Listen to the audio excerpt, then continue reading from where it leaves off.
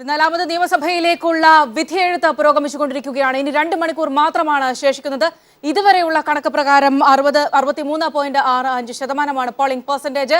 ഇനി അങ്ങോട്ടുള്ള നിമിഷങ്ങൾ വളരെ സുപ്രധാനമാണ്. പലയിടത്തും നീണ്ട ക്യൂ ആണ് കാണുന്നത് എന്നാണ് അറിയാൻ കഴിയുന്നത്. കനത്ത മഴയും അവഗണിച്ചുകൊണ്ടാണ് വോട്ടർമാർ പോളിംഗ് ബൂത്തുകളിലേക്ക്. കഴിഞ്ഞ വർധന ഒരു 2% കൂടുതൽ ഉണ്ടായിട്ടുണ്ടോ? ഉച്ചയ്ക്ക് ശേഷമുള്ള 4 മണിയോ ആയിരിക്കുന്നു. ഇനിയിപ്പോൾ ആയിരിക്കും കൂടുതൽ ആളുകൾ, കൂടുതൽ സ്ത്രീകൾ എത്തുക. പ്രത്യേകിച്ച് മഴയുടെയൊക്കെ ഒരു ഗതി അറിഞ്ഞിട്ട് പോൾ ചെയ്യാൻ പോകാമെന്ന് പ്ലാൻ ചെയ്തിരിക്കുന്നവർ ഒരുപക്ഷെ ഇനി മഴ ഉണ്ടെങ്കിൽ പോലും പോകാനുള്ള ഒരു സാധ്യതയൊക്കെ, അതുകൊണ്ടാണ് ഇനി പോളിംഗ് പെർസെന്റേജ് കൂടാനുള്ള ഒരു സാധ്യത പൊതുവിൽ വിലയിരുത്തപ്പെടുന്നത്. നിയമസഭാ തെരഞ്ഞെടുപ്പിലേക്കുള്ള വോട്ടെടുപ്പ് 9 മണിക്കൂർ പിന്നിടുമ്പോൾ 60%-ലേറെ കടന്നിട്ടുണ്ട്. പൂർണ്ണമായ വിവരം അല്പസമയത്തിനകം വരും എന്നാണ് പ്രതീക്ഷിക്കുന്നത്. ഏറ്റവും കൂടുതൽ പോളിംഗ് പെർസെന്റേജ് കണ്ണൂരാണ് 70%. പത്തനംതിട്ടയിലും തിരുവനന്തപുരത്തും പോളിംഗ് മന്ദഗതിയിലാണ്. പക്ഷേ ഇനിയുള്ള 2 മണിക്കൂർ സുപ്രധാനമാണ്. പോളിംഗ് പെർസെന്റേജ് കൂടാനുള്ള ഒരു സാധ്യത, കൂടുതൽ വോട്ടർമാർ എത്താനുള്ള ഒരു സാധ്യത ഒക്കെയാണ് ഇനിയുള്ള നിമിഷങ്ങളിൽ ഉള്ളത്. പ്രത്യേകിച്ച് 5 മണി എന്നുള്ള നേരത്തെ സമയം ഇപ്പോൾ 6 മണി ആക്കിയിട്ടുള്ളൊരു സാഹചര്യത്തിൽ കൂടി കൂടുതൽ ആളുകൾ എത്തുമെന്നൊരു പ്രതീക്ഷയിൽ തന്നെയാണ് ഉള്ളത്. ഇപ്പോൾ ഏതായാലും പാലക്കാട് നിന്നുള്ള വിവരങ്ങളുമായി അലക്സ് നമ്മോടൊപ്പം ചേരുന്നുണ്ട്. അലക്സ്, വളരെ സുപ്രധാനമായ ത്രികോണ മത്സരം അവകാശപ്പെടുന്ന പാലക്കാട് മണ്ഡലം ഉൾപ്പെടെയുള്ള മേഖലകളിൽ എങ്ങനെയാണ് ഇപ്പോഴത്തെ ഒരു പെർസെന്റേജ്, എങ്ങനെയാണ് ഇപ്പോഴത്തെ ഒരു വോട്ടർമാരുടെയൊക്കെ ഒരു തിരക്ക് എങ്ങനെയാണ്? സൗമ്യ, തെരഞ്ഞെടുപ്പ് തുടങ്ങി 4 മണിയോടുകൂടെ വൈകുന്നേരം 4 മണി പിന്നിടുമ്പോൾ ഏതാണ്ട് 64% വോട്ടിംഗ് പെർസെൻ്റാണ് പാലക്കാട് ജില്ലയിൽ മാത്രം ഇപ്പോഴുള്ളത്. അതായത് ആലക്സിലേക്ക് തിരികെ എത്താം. പാലക്കാട് ആയാലും ഇതുവരെയുള്ള ഒരു പെർസെന്റേജ് 64 എന്നാണ് രേഖപ്പെടുത്തിയിട്ടുള്ളത്. ഒരുപക്ഷെ വളരെ ശക്തമായ മത്സരങ്ങൾ നടക്കുന്ന പാലക്കാട്, അവിടെ ഷാഫി പറമ്പിലും NN കൃഷ്ണദാസും ശോഭാ സുരേന്ദ്രനും ഒക്കെ മത്സരിക്കുന്ന ആ മേഖല മലമ്പുഴ അത് ഒരു ആശങ്കയ്ക്ക് വക നൽകുന്നില്ലെങ്കിൽ പോലും NDA കണ്ണുവെക്കുന്ന മേഖലകളിൽ ഒന്നാണ് പാലക്കാട് മണ്ഡലം എന്നുള്ളത് ഏറ്റവും ശ്രദ്ധേയമായ ഒരു കാര്യം കൂടിയാണ്. അവിടെ എങ്ങനെയുള്ള അടിയൊഴുക്കുകളാണ്, ഇതുവരെയുള്ള പെർസെന്റേജ് എത്രയാണെന്ന് സംബന്ധിച്ചൊക്കെ കൃത്യമായി അറിയേണ്ടതുണ്ട്. പിന്നെ വരുന്നത് ചിറ്റൂരാണ്, നെന്മാറയാണ്, തരൂർ, ഒപ്പം പാലക്കാട്. തരൂരിനെ സംബന്ധിച്ച് ഏറെ ജോണി നെല്ലൂരുമായി ഒക്കെ ബന്ധപ്പെട്ട് ഏറെ വാഗ്വാദങ്ങൾ നടന്ന വച്ചൊഴിഞ്ഞ സീറ്റാണ്, പകരം കോൺഗ്രസിന് നൽകിയ സീറ്റാണ്, അങ്ങനെ അടിച്ചേൽപ്പിച്ച സീറ്റാണ്. അങ്ങനെ ഒരുപാട് രാഷ്ട്രീയ വിവാദങ്ങൾ ഒക്കെ നിലനിന്നിരുന്നു. എന്തായാലും അറിയാനുള്ളത് ചില മണ്ഡലങ്ങളിലെ കൂടെയാണെങ്കിലും ഒരു പൊതുചിത്രം കൂടി അറിയേണ്ടതുണ്ട്. എന്തായാലും നിലവിൽ എത്രയായിരുന്നു സൗമ്യ പറഞ്ഞിരുന്നത് നിലവിലെ പെർസെന്റേജ്? പാലക്കാട് 64 എന്നുള്ളതാണ്. ഈ 4 മണിക്ക് ശേഷമുള്ള കൃത്യമായ കണക്കുകൾ വരാനിരിക്കുന്നതേ ഉള്ളൂ. ഏതായാലും എനിക്ക് തോന്നുന്നു ഈ പ്രദേശങ്ങളിലെല്ലാം ഈ പുതിയ വോട്ടർമാരുടെയൊക്കെ ഒരു സാന്നിധ്യം വളരെ ശക്തമാണ്, വളരെ നിർണായകമാണ് എന്നാണ് അറിയാൻ കഴിയുന്നത്. കഴിഞ്ഞ കാലങ്ങളിൽ നിന്നൊക്കെ വ്യത്യസ്തമായി പുതിയ വോട്ടർമാരുടെയൊക്കെ ഒരു വോട്ടിംഗ് ശതമാനം കൂടുന്നതനുസരിച്ച് അത് ആർക്ക് ഗുണം ചെയ്യുമെന്ന രീതിയിലേക്കുള്ള കണക്കുകൂട്ടലുകളൊക്കെ ഒരുപക്ഷെ നടത്തേണ്ട ഒരു സാഹചര്യം കൂടിയാണ്. 28.71 ലക്ഷം പുതിയ വോട്ടർമാരാണ് എന്നാണ് കണക്ക്. കാരണം ഈ കഴിഞ്ഞ BJP സർക്കാർ യഥാർത്ഥത്തിൽ അതിന്റെ വളരെ ഗൗരവമായ ഒരു കണക്കെടുപ്പ് നടത്തിയാണ് കഴിഞ്ഞ ലോക്സഭാ തെരഞ്ഞെടുപ്പിന് മുൻപ് അവരിലാണ് പ്രതീക്ഷ വെക്കുന്നത് എന്ന തരത്തിൽ അവർക്ക് വേണ്ടി മാത്രമായ ഒരു ക്യാമ്പയിനിങ് ഒക്കെ നടത്തുകയൊക്കെ ചെയ്തിരുന്നു.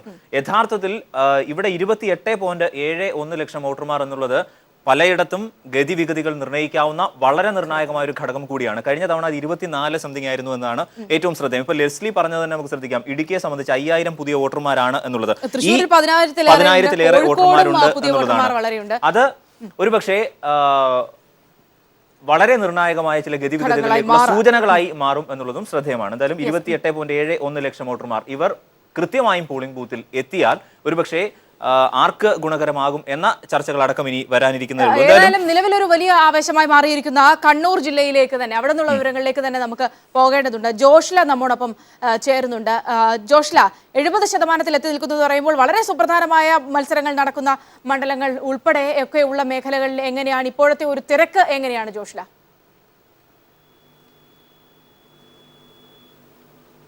സൗമ്യ, കണ്ണൂർ ജില്ലയിലെ പോളിംഗ് ശതമാനം 70 കടന്നിരിക്കുന്നു.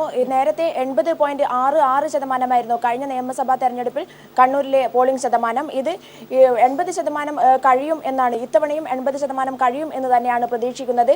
പൊതുവെ ഗ്രാമപ്രദേശങ്ങളിൽ നീണ്ട നിര തന്നെയാണ് ഇപ്പോഴുമുള്ളത്. ഞാൻ നിൽക്കുന്നത് മുനിസിപ്പൽ സ്കൂളിലാണ്, കണ്ണൂർ മണ്ഡലത്തിലെ മുനിസിപ്പൽ സ്കൂളിലാണ്. ഇവിടെ എന്നാൽ പൊതുവെ നഗരപ്രദേശങ്ങളിൽ നീണ്ട നിരയൊന്നും കാണാനില്ല, പൊതുവെ തിരക്ക് കുറവാണ്. ഇതുവരെ ഇന്ന് രാവിലെ തൊട്ട് ഈ സമയം വരെ തിരക്ക് കുറവായിരുന്നു നഗരപ്രദേശങ്ങളിൽ. ഇത് ഇനിയുള്ള 2 മണിക്കൂറുകൾക്കുള്ളിൽ ഇതുകൂടി ക്രമീകരിക്കപ്പെടും എന്നാണ് കരുതുന്നത്. ഇനിയുള്ള 2 മണിക്കൂറുകൾ അതാണ് ഏറ്റവും പ്രധാനപ്പെട്ട മണിക്കൂറുകൾ. അതായിരിക്കും പോളിംഗ് ശതമാനത്തെ നിർണ്ണയിക്കുന്നത് എന്ന് വേണം കരുതാൻ. പ്രധാനമായും ഗ്രാമീണ മേഖലകളിൽ, മലയോര മേഖലകളിലടക്കം നീണ്ട നിര തന്നെയാണ് ഇപ്പോഴും ഉള്ളത്. ഈ 6 മണിക്ക് ശേഷം മാത്രമേ കൃത്യമായി പോളിംഗ് ശതമാനം വിലയിരുത്താൻ സാധിക്കുകയുള്ളൂ എന്നുള്ളതാണ് കണ്ണൂരിൽ നിന്നും പോളിംഗ് ശതമാനത്തെക്കുറിച്ച് പറയാനുള്ള കാര്യങ്ങൾ. മറ്റു കാര്യങ്ങൾ മലയോരത്തും അതുപോലെ തന്നെ നഗരപ്രദേശങ്ങളിലായാൽ പോലും കൃത്യമായും രാഷ്ട്രീയം ചർച്ച ചെയ്യപ്പെടുന്ന ജില്ലയാണ് കണ്ണൂർ. അതുകൊണ്ട് തന്നെ കണ്ണൂരിലെ ഓരോ വ്യക്തിയും ഓരോ കൃത്യമായ രാഷ്ട്രീയം ചർച്ച ചെയ്തുകൊണ്ടായിരിക്കും പോളിംഗ് ബൂത്തിൽ എത്തുക എന്നുള്ളതിൽ യാതൊരു സംശയവും വേണ്ട. കൃത്യമായും രാഷ്ട്രീയമായിരിക്കും അത് പോളിംഗിനെ കൃത്യമായും ബാധിക്കും. ഒന്നാമത് സോളാർ വിഷയം, ബാർ വിഷയം, അതുപോലെ തന്നെ എല്ലാ അഴിമതി വിഷയങ്ങളും, അതുപോലെ തന്നെ മലയോര കർഷകന്റെ വിഷയങ്ങൾ, ഇതൊക്കെ തന്നെയും ചർച്ച ചെയ്തതിന് ശേഷം UDF മുന്നോട്ട് വയ്ക്കുന്ന വികസന കേരളം, ഇതൊക്കെ തന്നെയും ചർച്ച ചെയ്തതിന് ശേഷം ഏറ്റവും അവസാനമായി ഇതിന്റെ ആകെ തുകയായിരിക്കും പോളിംഗ് അല്ലെങ്കിൽ വോട്ട് എന്ന് പറയുന്നത്. കണ്ണൂരിൽ ഓരോ വ്യക്തിയും കൃത്യമായ രാഷ്ട്രീയം ചർച്ച ചെയ്യുന്ന വ്യക്തിയാണ് എന്നുള്ളത് കൊണ്ട് തന്നെ രാഷ്ട്രീയത്തിന്റെ ഗതിവിഗതികൾ അത് ഏത് തരത്തിലാകും എന്നുള്ളത് ഈ ചർച്ചകളുടെ ആകെ തുകയായിരിക്കും എന്നുള്ളതാണ് കണ്ണൂരിൽ നിന്നും പറയാനുള്ളത്. മാത്രമല്ല മറ്റ് രാഷ്ട്രീയ ഘടകങ്ങൾ, കണ്ണൂരിലെ അഴീക്കോട്, പേരാവൂർ, ഇരിക്കൂർ മണ്ഡലങ്ങളിലുള്ള വിമത സ്ഥാനാർത്ഥികളുടെ സാന്നിധ്യം ഇത് കണ്ണൂരിലെ വോട്ടിങ്ങിനെ കാര്യമായി ബാധിക്കും. വിമത സ്ഥാനാർത്ഥികൾ, UDFിനുണ്ടാകുന്ന വിമത സ്ഥാനാർത്ഥികൾ അവർ കൃത്യമായും ഈ തെരഞ്ഞെടുപ്പിനെ ബാധിക്കും എന്നുള്ളതാണ് കണ്ണൂരിലെ 3 മണ്ഡലങ്ങളിൽ നിന്നുള്ള പ്രധാനപ്പെട്ട ചർച്ചാ വിഷയമായി ഇനി വരാൻ പോകുന്നത്. മറ്റ് 7 ഇടങ്ങളിലും കൃത്യമായും LDFന് സ്വാധീനമുള്ള 7 മണ്ഡലങ്ങളിലും കൃത്യമായും ആ സിറ്റിംഗ് സീറ്റുകൾ നിലനിർത്തും എന്ന് തന്നെ വേണം പറയാൻ. മറ്റുള്ള സ്ഥലങ്ങളിലെല്ലാം തന്നെ മണ്ഡലങ്ങളിലുള്ള എല്ലാ സീറ്റുകളിലും കൃത്യമായും നല്ല ടൈറ്റായ മത്സരം എന്ന് വേണം അനുമാനിക്കാൻ. ജോഷില തുടരുക. എനിക്ക് സൗമ്യ, ഇവിടെ ജോഷില പറഞ്ഞ വളരെ കൃത്യമായ ഒരു കാര്യമുണ്ട്. കാരണം ഈ അവിടുത്തെ പോളിംഗ് പെർസെൻറ്റേജ് മറ്റ് ജില്ലകളെ അപേക്ഷിച്ച് ശരാശരി കൂടുതലാണ് താനും കണ്ണൂരെ സംബന്ധിച്ച്. ഇവിടെ ധർമ്മടത്തെ സംബന്ധിച്ച് ഒരു ഈസി വാക്ക് ഓവർ എന്ന് ഏറെക്കുറെ ഉറപ്പിക്കാവുന്നതാണ്. ഒരു ടൈറ്റ് കോമ്പറ്റീഷൻ നടത്താൻ വേണ്ടിയാണ് മമ്പറം ദിവാകരനെ അവിടെ നിർത്തിയത്. അങ്ങനെ അവർ അവകാശപ്പെടുകയും ചെയ്യുന്നുണ്ട് UDF. ഇനി ആ പോളിംഗ് പെർസെൻറ്റേജ് ഒക്കെ വന്ന റിസൾട്ട് വരുമ്പോഴാണ് അതിന്റെ കൃത്യമായി എത്രത്തോളം ആകും എന്നറിയാൻ പറ്റൂ. ഇവിടെ ജോഷില, മറ്റ് കല്യാശ്ശേരി, തളിപ്പറമ്പ്, മട്ടന്നൂർ അടക്കമുള്ള പ്രദേശങ്ങൾ, ഇവിടെ 25,000-നും 30,000-നും ഇടയ്ക്കുള്ള ഭൂരിപക്ഷം നേടി വിജയിക്കുന്ന ഒരു സാഹചര്യം കൂടിയാണ് നിലവിൽ ഇതുവരെ നമ്മൾ കണ്ടുകൊണ്ടിരുന്നത് LDF. ഈ പോളിംഗ് പെർസെൻറ്റേജ് 70-നോട് അടുത്ത സാഹചര്യത്തിൽ എങ്ങനെയാണ് ഒരു പ്രതീക്ഷ LDF ക്യാമ്പിന്റെയും ഒപ്പം UDF ക്യാമ്പിന്റെയും?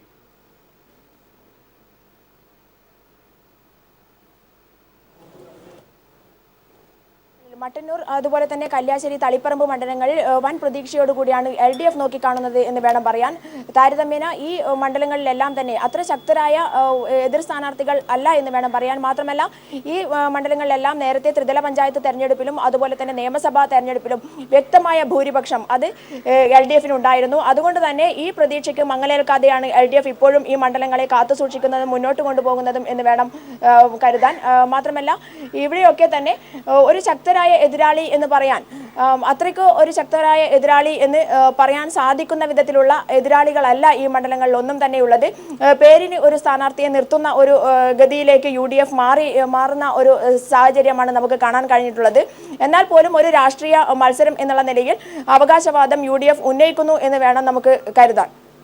യെസ്, ജോഷ്ലിയാണ് വിവരങ്ങൾ നൽകിയത്. കണ്ണൂരിൽ നിന്നുള്ള വലിയ ശക്തമായ ഒരു വോട്ടിംഗ് പെർസെൻറ്റേജിലേക്ക് കണ്ണൂർ എത്തിച്ചേരും. കഴിഞ്ഞ പ്രാവശ്യം 80.66 ആയിരുന്നു. അതിൽ കവിയും എന്നൊരു സൂചനകൾ തന്നെ പല ഭാഗങ്ങളിൽ നിന്ന് ലഭിക്കുന്നുണ്ട്. പ്രത്യേകിച്ച് വലിയ രീതിയിൽ കോൺഗ്രസ് വിമതശല്യം നേരിടുന്ന അഴീക്കോട്, ഇരിക്കൂർ, പേരാവൂർ അടക്കമുള്ള മേഖലകളിലൊക്കെ തന്നെയും പോളിംഗ് പെർസെൻറ്റേജ് വർദ്ധിക്കുന്ന സൂചനകളാണ് ലഭിക്കുന്നത്. നമുക്ക് പാലക്കാട് നിന്നുള്ള വിവരങ്ങളുമായി അലക്സ് നമ്മളോടൊപ്പം ചേരുന്നുണ്ട്. അലക്സ്, ഒരുപക്ഷെ BSന്റെ മലമ്പുഴ മണ്ഡലം ഉൾപ്പെടെയുള്ള മേഖലകൾ ഉണ്ട്, അതോടൊപ്പം തന്നെ ശക്തമായ ത്രികോണ മത്സരം നടക്കുന്നു എന്ന സൂചനകൾ നൽകുന്ന പാലക്കാട് മണ്ഡലം അടക്കം ഉള്ള മേഖലകളിൽ, ഒപ്പം പട്ടാമ്പി പോലെയുള്ള വളരെ ശക്തമായ മത്സരങ്ങൾ നടക്കുന്ന മേഖലകളിലൊക്കെ ഉള്ളൊരു പൊതുവായ കണക്കുകൾ എങ്ങനെയാണ്?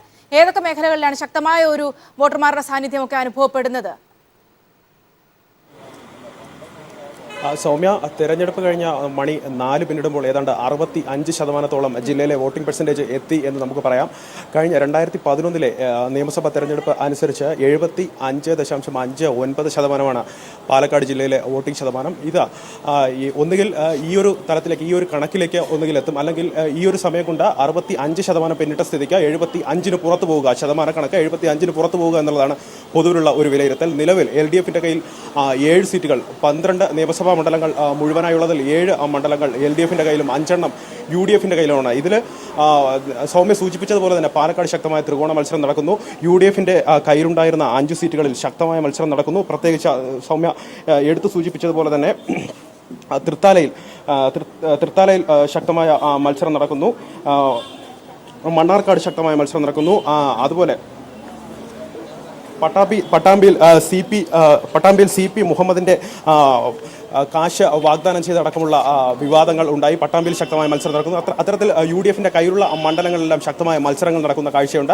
അതുകൊണ്ട് തന്നെ UDF കണക്ക് കൂട്ടുന്നത് ഏതാണ്ട് ഒരു 9 സീറ്റിനടുപ്പിച്ച് പാലക്കാട് നിന്ന് പിടിക്കാമെന്ന് UDF കേന്ദ്രങ്ങൾ കണക്ക് കൂട്ടുന്നുണ്ട്. എന്നാൽ LDF പറയുന്നത് 12 സീറ്റും പാലക്കാട് നിന്ന് പിടിച്ചടക്കാമെന്നൊരു വിശ്വാസം LDF പറയുന്നുണ്ടെങ്കിലും LDF-ന്റെ കണക്കുകൾ അനുസരിച്ച് നിലവിലുള്ള 7 മെച്ചപ്പെടുത്തുക, 9 മുതൽ 10 സീറ്റുകൾ വരെ പാലക്കാട് നിന്ന് നേടുക, ഇത് തന്നെയാണ് LDF കേന്ദ്രങ്ങൾ ഉന്നം വയ്ക്കുന്നത്.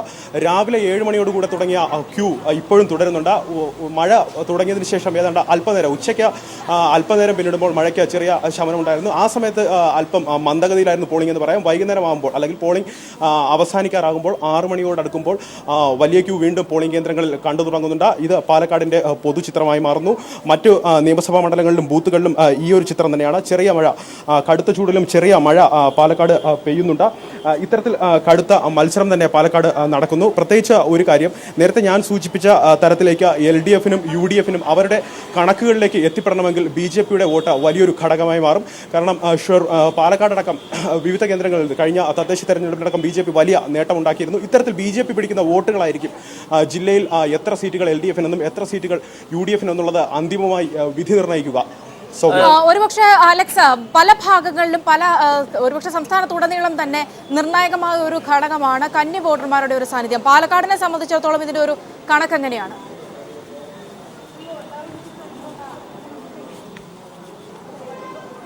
സൗമ്യ, പാലക്കാട് ജില്ലയിലാകെ 55,000 കന്നി വോട്ടർമാരാണുള്ളത്. ഇതിൽ സ്ത്രീകളാണ് കൂടുതൽ. ഏതാണ്ട് 30,303 സ്ത്രീകളാണ് കന്നി വോട്ടർമാരുള്ളത്. പുരുഷന്മാർ 24,696 പേരാണ്.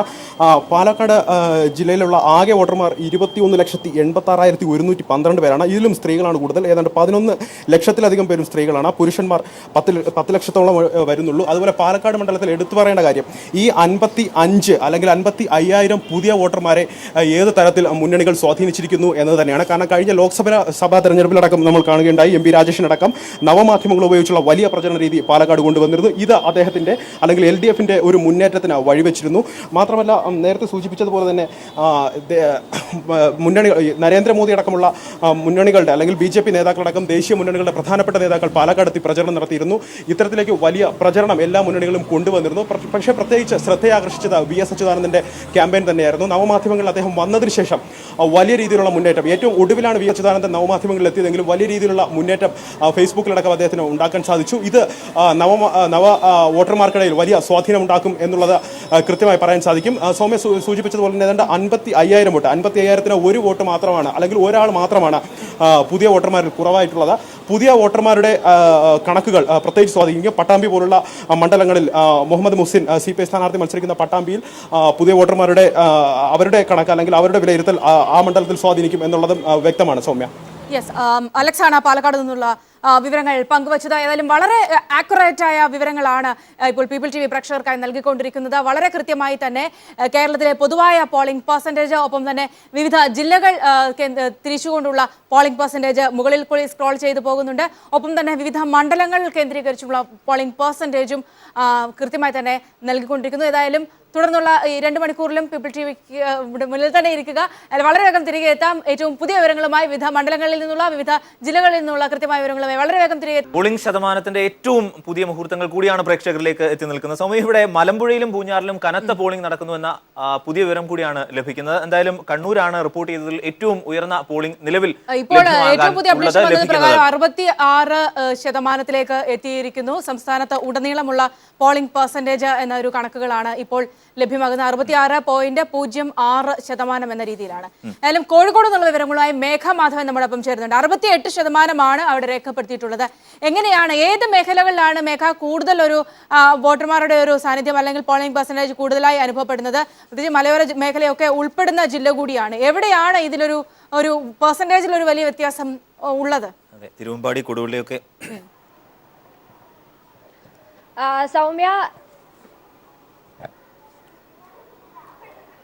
സൗമ്യ, ഏറ്റവും കൂടുതൽ പോളിംഗ് ശതമാനം രേഖപ്പെടുത്തിക്കൊണ്ടിരിക്കുന്നത് മലബാർ മേഖലയിലാണ്. മലബാറിന്റെ ഭാഗമായ കോഴിക്കോടും ഇപ്പോൾ 68% പോളിംഗ് എത്തിയിരിക്കുന്നു. നമുക്കറിയാം സൗമ്യ, നേരത്തെ രാവിലെ 7 മണിക്ക് ആരംഭിച്ച ആ പോളിംഗ് ഇപ്പോൾ ഏകദേശം 4 മണി കഴിഞ്ഞിരിക്കുന്നു. രാവിലെ മുതൽ തന്നെ കനത്ത പോളിംഗ് ആണ്.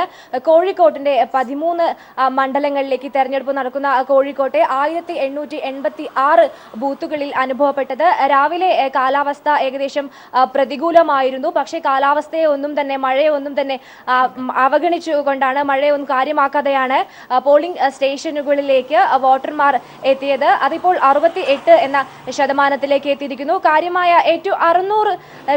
400-ലധികം പ്രശ്നബാധിത ബൂത്തുകളാണ് കോഴിക്കോട് ജില്ലയിൽ ഉള്ളത്. അതിൽ 40 അതീവ പ്രശ്നബാധിത ബൂത്തുകളും ഉണ്ടായിരുന്നു. എങ്കിൽ കൂടി ഒരു തരത്തിലുള്ള അനിഷ്ട സംഭവങ്ങളും കോഴിക്കോട് ജില്ലയിൽ അനുഭവപ്പെട്ടില്ല എന്നത് ശ്രദ്ധേയമായ കാര്യമാണ്. അല്പം മുമ്പ് കോഴിക്കോട് നാദാപുരം മണ്ഡലത്തിലെ നാദാപുരത്ത് ഒരു 100-ാം ബൂത്തിൽ പച്ച വസ്ത്രം ധരിച്ച മാവോയിസ്റ്റുകൾ എന്ന് സംശയിക്കുന്ന ആളുകളെ കണ്ടു, ആയുധങ്ങളുമായി എന്തിയ ആളുകളെ കണ്ടു എന്ന തരത്തിൽ നേരത്തെ നാട്ടുകാർ പരാതിപ്പെട്ടിരുന്നു. അവിടെ ഇപ്പോൾ പോലീസും ഒപ്പം തന്നെ തണ്ടർ ബോൾട്ടും പരിശോധന നടത്തുകയാണ്. ഏത് തരത്തിലാണ്, ആരാണ് മാവോയിസ്റ്റുകൾ എന്ന സംശയമാണ് നിലവിൽ ഇപ്പോൾ നിലനിൽക്കുന്നത്. അല്പം മുമ്പാണ് സംഭവം ഉണ്ടായിരിക്കുന്നത്. പോളിംഗ് തടസ്സപ്പെടുന്ന തരത്തിലേക്ക് നേരത്തെ കാര്യങ്ങൾ ഒന്നും തന്നെ നീങ്ങിയിരുന്നില്ല. പക്ഷേ നന്മണ്ട കുറ്റ്യാടി മണ്ഡലത്തിൽ വരുന്ന നന്മണ്ടയിൽ നേരിയ 16, 17, 18 ബൂത്തുകളിൽ ഏറെ നേരം പോളിംഗ് തടസ്സപ്പെട്ടു. അതായത് ഓപ്പൺ വോട്ട് ചെയ്യാനെത്തിയ ആളുകളെ ഓപ്പൺ വോട്ട് ചെയ്യാൻ അനുവദിക്കില്ല എന്ന് ഒബ്സർവർ പറഞ്ഞത് നേരിയ തരത്തിൽ പോളിംഗ് നിർത്തിവെക്കേണ്ട ഒരു അവസ്ഥയിലേക്ക് കാര്യങ്ങൾ കടന്നു. പക്ഷേ പാർട്ടിക്കാർ ഇടപെട്ട് സാധാരണ ആളുകൾക്ക് വോട്ട് ചെയ്യാം, ഓപ്പൺ വോട്ടുകൾ പിന്നീട് ചെയ്യാം എന്ന തരത്തിലേക്ക് കാര്യങ്ങൾ നീങ്ങി. പ്രിസൈഡിംഗ് ഓഫീസർ എത്തിയതിന് ശേഷമാണ് അവിടെ പോളിംഗ് പുനരാരംഭിച്ചത്. എങ്കിലും ഒരു തരത്തിലുള്ള അനിഷ്ട സംഭവങ്ങളും കോഴിക്കോട് ജില്ലയിൽ 13 മണ്ഡലങ്ങളിൽ നടന്നിട്ടില്ല എന്ന് തന്നെ വേണം പറയാൻ. ഏറെക്കൂടെ ഇടതിനൊപ്പം നിന്ന മണ്ഡലങ്ങളാണ് കോഴിക്കോട് ജില്ലയിലുള്ളത്. 13 മണ്ഡലങ്ങളിൽ ഒരു കാര്യം അത് തന്നെയാണ് ഞാൻ സൂചിപ്പിച്ചു വന്നതാണ്. കാരണം ഈ കഴിഞ്ഞ തവണ 13-ൽ 10 നേടി LDF-നൊപ്പം നിന്ന കോഴിക്കോട് യഥാർത്ഥത്തിൽ LDF-നൊപ്പം നിന്നാണ്. ഇവിടെ ഈ തുടക്കത്തിൽ പതിഞ്ഞ പ്രചരണമാണ് UDF നടത്തിയത്. പക്ഷേ അവസാനം അവർ ഒപ്പത്തിന് എത്തുകയും ചെയ്തു. ഇവിടെ ചില മേഖലകളിൽ തെരഞ്ഞെടുപ്പ് പ്രവചനം പോലും കടുത്ത രാഷ്ട്രീയ നിരീക്ഷകർക്ക് പോലും എന്താ എന്ന തരത്തിൽ ചോദ്യചിഹ്നമായ ചില മേഖലകൾ കൂടിയുണ്ട്. പ്രത്യേകിച്ച് കുറ്റ്യാടി, വടകര, കോഴിക്കോട്, സൗത്ത് കൊടുവള്ളി, തിരുവമ്പാടി ഈ മണ്ഡലങ്ങൾ പ്രവചനാതീതമാണ്. എങ്ങനെയാണ് ഈ മേഖലകളിലെ ഒരു പോളിംഗ് പെർസെൻറ്റേജ് കാണാനാവുക നിലവിൽ?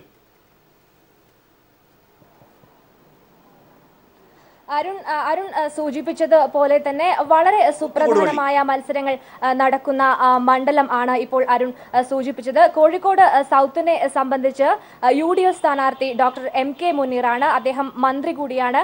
അവിടെ ശക്തമായ പോരാട്ടമാണ്. വിമത ശല്യം ഉൾപ്പെടെ ലീഗിനെ വേട്ടയാടുന്ന ഒരു മണ്ഡലം. ലീഗ് നടത്തിയ ഒരു സർവേയിൽ തങ്ങൾക്ക് വ്യക്തമായ ഭൂരിപക്ഷം നേടാൻ സാധിക്കില്ല എന്ന തരത്തിൽ ഫലങ്ങൾ പുറത്തു വന്നിരുന്നു. അതുകൊണ്ട് തന്നെ ശക്തമായ പോരാട്ടത്തിനാണ് കോഴിക്കോട് സൗത്ത് മണ്ഡലത്തിൽ നടക്കുന്നത്. തിരുവമ്പാടിയെ സംബന്ധിച്ച് സ്ഥാനാർത്ഥി നിർണയം മുതൽ തന്നെ കേരള രാഷ്ട്രീയത്തിൽ ഏറ്റവും കൂടുതൽ ചർച്ചയായ മണ്ഡലമാണ് തിരുവമ്പാടി നിയമസഭാ മണ്ഡലം. തിരുവമ്പാടിയിലെ സീറ്റ് ലീഗിന് വിട്ടു നൽകിയതിൽ വലിയ തരത്തിലുള്ള അതൃപ്തി ഏറ്റവും കൂടുതൽ മലയോര ജനത താമസിക്കുന്ന, കർഷകർ താമസിക്കുന്ന മലയോര വികസന സമിതി ഉന്നയിച്ചിരുന്നു. സീറ്റ് ലീഗിന് വിട്ടു നൽകിയതിൽ അത് സംബന്ധിച്ച് ഏത് തരത്തിലായിരിക്കും, അത് എങ്ങനെയായിരിക്കും വോട്ടായി മാറുക, അത് ഏത് തരത്തിലായിരിക്കും ലീഗിനെ ബാധിക്കുക എന്നതൊക്കെ രാഷ്ട്രീയ കേരളം ഉറ്റുനോക്കുന്ന ഏറ്റവും പ്രധാനപ്പെട്ട വിഷയമാണ്. നേരത്തെ അരുൺ സൂചിപ്പിച്ചതുപോലെ തന്നെ മറ്റൊരു മണ്ഡലമാണ് കുന്നമംഗലം. കുന്നമംഗലത്തെ സംബന്ധിച്ച് ലീഗിന് സീറ്റ് നൽകണം എന്നായിരുന്നു കോൺഗ്രസിന്റെ ഒരു തരത്തിലുള്ള ആവശ്യം. പക്ഷേ സീറ്റ് കോൺഗ്രസിന് വിട്ടു നൽകിയതിൽ, സിദ്ദിഖിനെ സ്ഥാനാർത്ഥിയാക്കിയതിൽ വലിയ തരത്തിലുള്ള നവമാധ്യമങ്ങളിൽ ഉൾപ്പെടെ തന്നെ വലിയ തരത്തിലുള്ള പ്രതിഷേധം ലീഗ് ഉന്നയിച്ചിരുന്നു. അതൊക്കെ ഏത് തരത്തിലായിരിക്കും വോട്ടിങ്ങിനെ ബാധിക്കുക, അല്ലെങ്കിൽ തെരഞ്ഞെടുപ്പ് റിസൾട്ടിനെ ബാധിക്കുക എന്നത് തന്നെയാണ് സുപ്രധാനമായ ഒരു കാര്യം. ഒപ്പം തന്നെ വടകര മണ്ഡലത്തിലെ കാര്യങ്ങൾ എടുത്തു നോക്കുമ്പോൾ CK നാണുവാണ് വടകര മണ്ഡലത്തിൽ LDF സ്ഥാനാർത്ഥി. നമുക്കറിയാം ഇന്നലെ ഉൾപ്പെടെ തന്നെ KK രമ തന്നെ ആക്രമിച്ചു എന്ന തരത്തിൽ വാർത്തകൾ ആരോപണങ്ങൾ ഉന്നയിച്ചിരുന്നു. പക്ഷേ അത് വെറും നുണക്കഥയാണ് എന്ന തരത്തിലുള്ള ദൃശ്യങ്ങൾ സഹിതമുള്ള തെളിവാണ് ഇന്നലെ പീപ്പിൾ TV പുറത്തുവിട്ടത്. അതൊക്കെ RMPക്ക് വലിയ തരത്തിലുള്ള തിരിച്ചടിയാണ് വടകര മണ്ഡലത്തിൽ ഉണ്ടാക്കിയിരിക്കുന്നത് എന്നാണ് നമുക്ക് അറിയാൻ സാധിക്കുന്നത്. അത് വോട്ടിങ്ങിനെ ഏതു തരത്തിൽ ബാധിക്കും എന്നതാണ് രാഷ്ട്രീയ കേരളം തന്നെ ഉറ്റുനോക്കുന്ന ഏറ്റവും വലിയ കാര്യം. ഏകദേശം 68% പോളിംഗ് നീങ്ങിയിരിക്കുന്നു. ഇപ്പോൾ ഉച്ചയ്ക്ക് ശേഷം മഴയില്ല, നല്ല അനുകൂലമായ കാലാവസ്ഥയാണ് ഉള്ളത്. ഇപ്പോഴും വലിയ നിര തന്നെയാണ് ഓരോ പോളിംഗ് സ്റ്റേഷനുകളിലും നമുക്ക് കാണാൻ സാധിക്കുന്നത്. കോഴിക്കോട് നിന്നുള്ള വിവരങ്ങൾ നൽകിയത്. ഒരു കാര്യം കൂടി, കാരണം വളരെ നിർണായകമായ ഒരു കാര്യം കൂടിയാണ് മേഘ ചൂണ്ടിക്കാണിച്ചത്. കാരണം ഈ പേരാമ്പ്ര, എലത്തൂർ, ബാലുശ്ശേരി, നാദാപുരം, ഒപ്പം ഈ വടകരയുടെ കാര്യം കൂടി വിശിഷ്യ ചോദിക്കാനിരുന്നതാണ്. അവിടെയാണ് ഈ രാഷ്ട്രീയ നാടകം എന്ന തരത്തിലുള്ള വലിയ വാർത്തകളൊക്കെ വന്നത്. ഇവിടെ നിലവിൽ RMPയുടെ വോട്ട് അവർക്ക് തന്നെ ലഭിച്ചാൽ CPM വൻ ഭൂരിപക്ഷത്തിൽ ജയിക്കും എന്നാണ് പറയുന്നത്. അവസാന നിമിഷം UDF നോട്ട് മറിച്ചു കൊടുക്കുകയാണ് അവർ ചെയ്യുന്നത് എന്നാണ് അവർ ആരോപിക്കുകയും നിലവിൽ ചെയ്യുന്നത്. എന്തായാലും ആ സാഹചര്യം കൂടി എങ്ങനെയാണ് കാണേണ്ടത് എന്നതടക്കമുള്ള രാഷ്ട്രീയ സാഹചര്യം കൂടി നിലവിൽ നിലനിൽക്കുന്നു എന്നുള്ളതാണ്. മേഖലകളിലെ പെർസെന്റേജ് ഒക്കെ ഒരുപക്ഷെ അത്തരം സൂചനകൾ കൂടി നൽകുന്നതാണെന്നാണ് അറിയാൻ കഴിയുന്നത്. ഏതായാലും ഇതുവരെയുള്ള ഒരു പോളിംഗ് പെർസെന്റേജ് കേരളത്തിലുടനീളം സംസ്ഥാനത്തുടനീളം 66.6%. 14ാം നിയമസഭയിലേക്ക് ആരാണ് ഭരിക്കാൻ എത്തുക എന്ന് ജനം നിർണ്ണയിക്കുന്ന ദിവസമാണ് ഇന്ന്. ഇനിയുള്ള ഏതാണ്ട് 1.5 മണിക്കൂറാണ് ഇനി ബാക്കിയുള്ളത്. പല പോളിംഗ് സ്റ്റേഷനുകളിലും നല്ല തിരക്കാണ് അനുഭവപ്പെടുന്നതെന്നാണ് അറിയാൻ കഴിയുന്നത്. 6 മണി വരെയാണ് വോട്ടിംഗ് ഉള്ളത്.